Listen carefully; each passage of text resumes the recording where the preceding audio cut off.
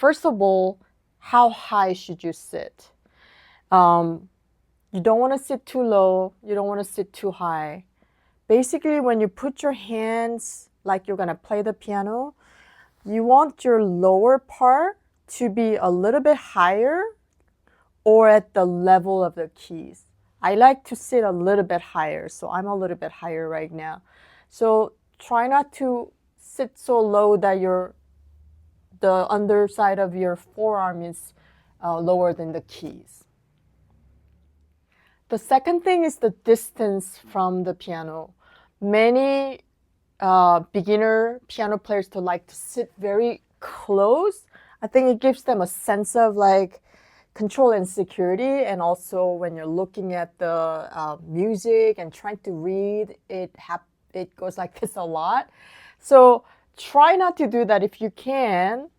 Try to create more room here. You can kind of have your arms out, and this is called the fall board right here. When I put my knuckles on the fall board, I should have a little bit of a curvature in my arms. Okay. Basically, you want to have access to all parts of the keyboard easily. If you're too close, you're gonna feel crowded, especially when you're playing here. Obviously, if you're too far, also it's gonna feel like reaching.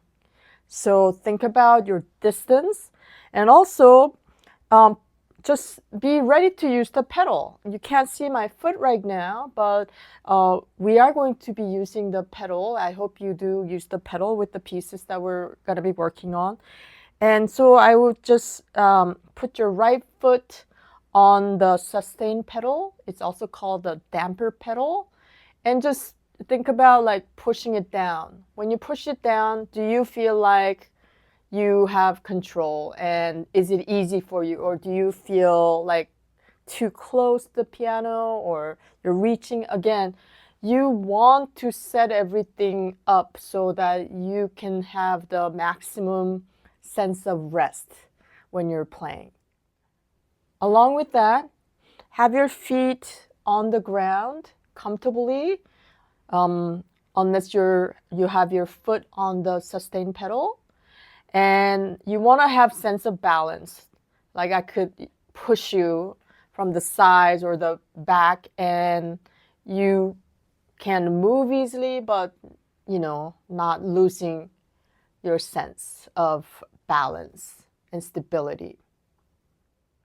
The next thing is just to try to have your back straight and shoulders relaxed. We all like to do this for piano or other things. So try not to do that. And the last thing is like, what is the proper piano hand? It used to be that, I remember very first piano lesson, like curve your fingers. And I used to teach that way. We actually don't do that anymore. Piano technique has changed and evolved because we understand our body better and what is healthy for our body. And I like this concept of silent hand or resting hand. If you just think about just shaking your hand, and I'm just gonna stand, you probably can't see my face, but that's okay, and let your hands just relax at the side of your body, you kind of get this kind of shape. That's a neutral and relaxed hand. Not this, not this. We want to try to maintain this hand as much as possible. When we're playing, even when we're reaching, we want to come back to this silent resting hand. So you can even just practice that. Relax and put your hands on the keys.